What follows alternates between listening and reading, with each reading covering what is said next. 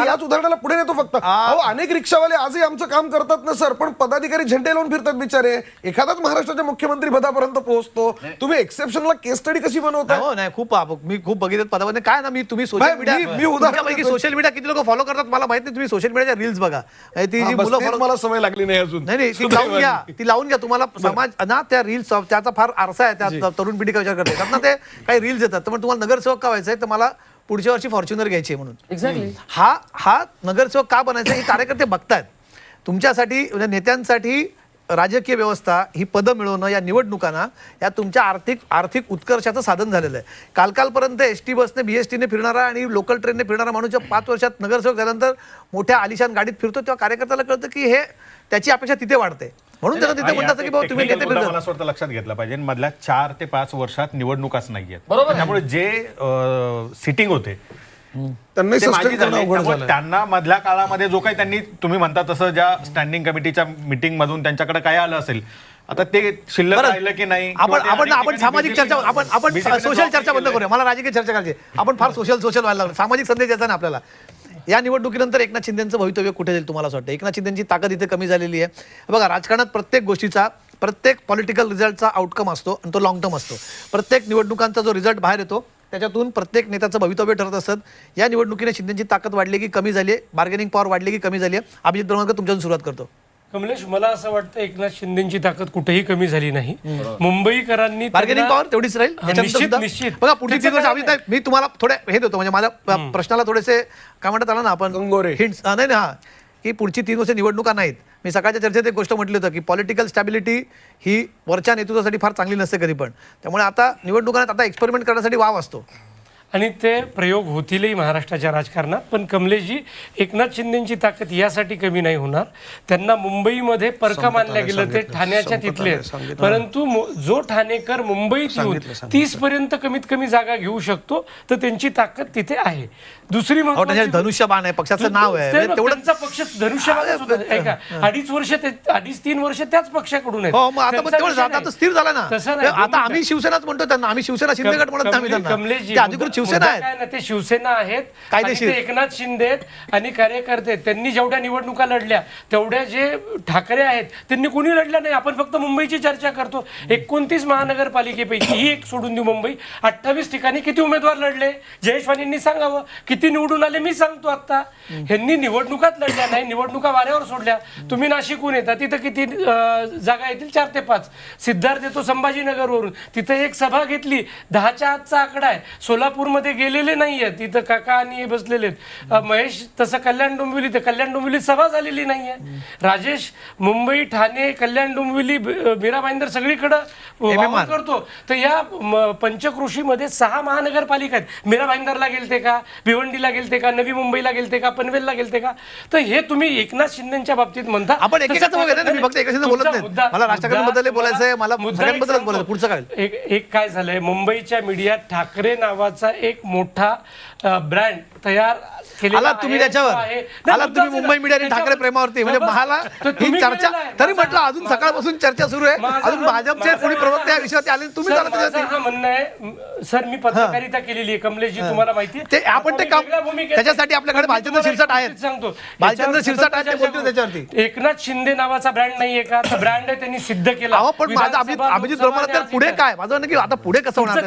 त्यांची bargaining power राहणार आहे का? शिल्लक वाढेल, कमी होईल? तुम्ही सांगा ना, वाढेल, कमी? तुम्ही सांगा. सांगितलं, तुम्ही त्याला काउंटर केलं म्हणून मी पुढे काउंटर केलं. नाही, तुम्ही केलं की त्याच्यावर म्हणालात, मुंबईमध्ये त्यांच्या आकड्यांवर म्हणालात कमी झालं म्हणून. हो, मग आता कमी पुढे प्रत्येक गोष्टी त्याच्या आधीच माझा प्रश्न रायडर दिला होता. हो, मध्ये कुठलाही हस्तक्षेप न करता 1 मिनिट मिळाला तर बरं होईल. बरं, ठीक आहे. तर मुद्दा एवढाच आहे, एकनाथ शिंदे एका तळागाळातल्या गरीब घरातून येऊन जो माणूस उभा राहिला तो महाराष्ट्राने पाहिला. आणि दुसरी महत्वाची गोष्ट, एकनाथ शिंदेंनी मुख्यमंत्रीपद मिळवलं तसं शिवसेनेचे मुख्य नेते आहेत आणि त्यांचा परफॉर्मन्स दोन्ही ठाकरे बंधूपेक्षा जास्त आहे. बीजेपीच्या खालोखाल तेच आहेत आणि मित्र पक्षांमध्ये अजितदादाच्या वर आहेत. त्यामुळे त्यांची बार्गेनिंग पॉवर ही कायम राहील. आणि शेवटचा मुद्दा, अजित पवारांनी जे पुणे पिंपरी चिंचवडमध्ये भाजपमध्ये टीका केली, एकनाथ शिंदेंनी मागच्या 1.5 वर्षात एकही टीकेचा चकार शब्दही काढलेला नाही. मुख्यमंत्री बोलले त्याच्याबद्दल की त्याचा संयम ढळला म्हणून. कुणाचा?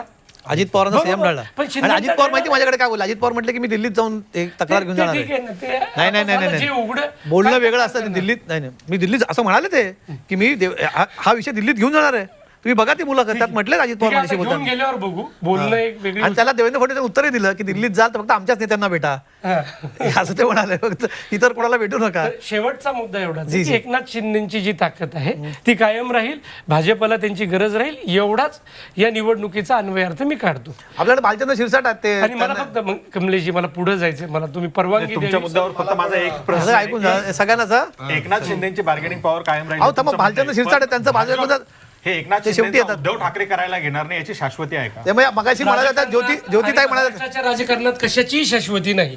मागच्या 6-7 वर्षात ज्या युत्या आघाड्या सरकार बनली बिघडली, कुणाला स्वप्नात वाटलं नव्हतं उद्धव ठाकरे काँग्रेस शरद पवार एकत्र येऊन सरकार होऊ शकतं, तर तेही आता झालेलं आहे. आणि इकडल्या बाजूला भाजप आणि अजित पवार एकत्र येतील हेही वाटलं नव्हतं. आणि नाही, नाही, सिद्धार्थच्या नाही. आदेशात ते कशाचं वेगळं जयेशने जे सुरुवातीला मांडलं की कुठलाही मित्र पक्ष भाजपने शिल्लक ठेवला नाही, त्याला क्षीण केलं किंवा तो लांब गेला, सर, त्या अर्थाने मी सांगतोय थांबा, हे शिंदेचं एक- एक- एक- एक- एक- एक- ऐका ना, आता मला एक मिनिट. बोलू द्या. थांबा थांबा तुम्हाला बोलायला तुमच्यासाठी ना आपल्याकडे जसे तुम्ही सगळं म्हणता ना की आपले शिंदे साहेब बेस्ट फिनिशर आहेत, आपल्याकडे एक बेस्ट फिनिशर सगळ्या चर्चेत होते भालचंद्र शिरसाट आहेत, ते दोन्ही आहेत खरं सगळ्या चर्चेचे. भालचंद्र शिरसाटजी तुमच्या पक्षावरती नेहमीच आरोप होतो की मित्र पक्षांना तुम्ही वाढू देत नाहीत आणि आता तुम्ही काय म्हणालात की भाजप मित्र पक्षांना संपवतो. जयेश वाणी म्हणाले आता नाही, मी खूप आधीपासून म्हणतो, अनेक वर्ष झाले हेच म्हणतोय. हा तर आता या निवडणुका निकालानंतर असं काही होईल का? निवडणुकीच्या आधीच केलं त्यांनी. कमलेशजी मला जरा अत्याधिकपणे बोलू द्या. जी भाजप आपला पक्ष वाढवण्याचा प्रयत्न करतो, तो प्रयत्न प्रत्येकाने करायला पाहिजे. उद्धव ठाकरे आपला पक्ष संपवण्याचा प्रयत्न करतात, घरात बसून ते सभा न घेणं, महाराष्ट्रात न फिरणं, या सगळ्या गोष्टी जर उद्धव ठाकरेंनी केलेल्या असतील तर खरोखर ती चिंतेची बाब आहे त्यांच्या पक्षाच्या दृष्टीने. भाजपने महायुतीमध्ये एकनाथ शिंदेच्या शिवसेनेला सन्मानपूर्वक 90 जागा दिल्या. जेव्हा शिवसेना आणि भाजप एकत्र होते, त्यावेळेला कधीही शिवसेनेने उद्धव ठाकरेंनी भाजपला 90 जागा दिलेल्या नव्हत्या, जास्तीत जास्त 70 जागा दिलेल्या होत्या.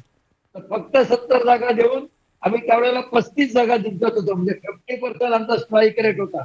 आज आम्ही शिंदेला 90 जागा दिलेल्या आहेत, त्यांचा स्ट्राईक रेट थोडा कमी पडला असेल तरी गेल्या 3 वर्षापूर्वीचा पक्ष आहे, त्याची तुलना उभाटा बरोबर करू शकत नाही. 70 वर्षाच्या पूर्वीचा पक्ष आहे. 70 वर्ष ज्या पक्षाला झाली त्या पक्षाचं मुंबईमध्ये बेस आहे, ठाण्यामध्ये त्याला भोपळा फोडता आला नाही. मुंबईच्या कडेला ठाणा आहे, ठाण्यामध्ये नाही, अहमदाबाद मध्ये नाही, कल्याण डोंबिवलीमध्ये नाही, कुठेही ठाकरेंचा कुठलाही करिश्मा नाही, फक्त मुंबई. आणि फक्त मुंबईत सुद्धा त्याला मिळालेली मतं आहेत ती कशी मिळाली? मराठी मताबरोबर मुस्लिम मताचं जे काही एकत्रीकरण झालं, ज्याला आपण वोट जिहाद म्हणतो, मशिदीमध्ये फरमानं काढली गेली, त्या मुस्लिम मताच्या जोरावरती आज त्यांचा 84% आकडा आलेला आहे. हा आकडा मराठी माणसांचा नाही, हा आकडा ठाकरे ब्रँडचा नाही, हा ठाकरे प्लस मुस्लिम ब्रँड असा हा आकडा आलेला आहे. आणि त्यामुळे त्याला आकडा मिळालेला आहे. एकनाथ शिंदेनी सन्मानपूर्वक 30 जागा मिळवलेल्या आहेत. झालं आता मी फक्त उत्तर देतो, मला दुसरीकडे नाही, जायचं. आपल्याला चर्चा थांबवायची, तुम्ही शेवटचं उत्तर द्या, मला चर्चा क्षमा थांबवायची. मागतो, आपली पण क्षमा मागतो, मी निघतो. नाही, नाही, आपण चर्चा मी फक्त संपवतो, उत्तर- मी हा, फक्त- मी शेवटचं- फक्त उत्तर एवढंच शेवटचं देतो. सर उत्तर फटाफट अगदी आर्टिक्युलेटेड उत्तर. एक थोडक्यात. क्रमांक 1, ज्यांच्या झेंड्याच्या मागे हिरवा रंग लावून ठेवलेला आहे ना, त्याने आम्हाला हिंदू मुसलमान करायचं नाही. सारखं ह्या पद्धतीचं हिंदू मुसलमानाचं राजकारण करून देशाचं राजकारण आणि महाराष्ट्राचं राजकारण नासवलं यांनी, आणि हे आम्हाला शिकवणार. हे राजकारण नासवणं आहे, सतत हिंदू मुसलमान करणं. आता ऐकून घ्या भालचंद्र शिरसाट साहेब, मी किती शांतपणे आपलं ऐकून घेतलं, आता ऐकून घ्या शांतपणे. दुसरी गोष्ट, आकडे अजून अहो ऐका, 1-2 मिनिट थांबा सर, मी मध्ये बोललो नाही, असं नका करू प्लीज. आणि हे जे आकडे चालू आहेत हे अजून सेटल व्हायचे आहेत, हे कमी होतील किंवा जास्त होतील. एक शब्द या मंचावरनं मी आपल्याला देतो सर, हे जे 74 दिसत आहेत ना, त्याच्यात एक जरी नगरसेवक दिसला तरी जयेश वाणी मरेपर्यंत त्याचा पक्ष सोडणार नाही, हे शिवसेनेचं यश आहे. पुढे बोला. आम्ही नाही सोडणार सर. एकच नगरसेवक असेल कदाचित आमचा निवडून आलेला आज संध्याकाळपर्यंत, मी तरी सुद्धा उद्धव साहेबांसोबत राहीन. तुम्ही कोणाला शिकवतायत निष्ठा? इतरांचे पक्ष फोडणारे, स्वतःच्या मित्र पक्षाला गाडून टाकणारे. अरे तुम्ही तुमच्या लोकांचे नाही झालं आमचं सोडून द्या. अडवाणींचे हाल काय आहेत आज पूर्ण भारत बघतोय. मुरली मनोहर जोशींचे हाल काय आहेत पूर्ण भारत बघतोय. तुम्ही आम्हाला सांगताय, आंतरराष्ट्रीय झाली होती, आता पुन्हा ती राष्ट्रीय आम्हाला शिकवताय. बरं ठीक आहे. पत्राला तुमचा महापौर भाजपच्या पाठीशी शिरसाट साहेब मला क्षमा करा, आपण बोलूयात पुन्हा कधीतरी. भाजपाने शिरसाट तुम्हाला साहेब तुम्ही तुमचा काय महापौर म्हणाला 2017 शिरसाट साहेब दिला. तुम्ही एकनाथ शिंदेबद्दल प्रेम व्यक्त करणं ठीक आहे, तुमचा मित्र पक्ष आहे. उद्धव ठाकरे संपतील असं जे वाटत होतं, उद्धव ठाकरे संपलेले नाहीयेत. आणि सर 65 हा आणि फार शिरसाट कमी साहेबांना जागा माहिती नाही. नाहीये का कमी आकडा की नाही ज्यावेळेस 65. ते आणि आम्ही सोबत लढत होतो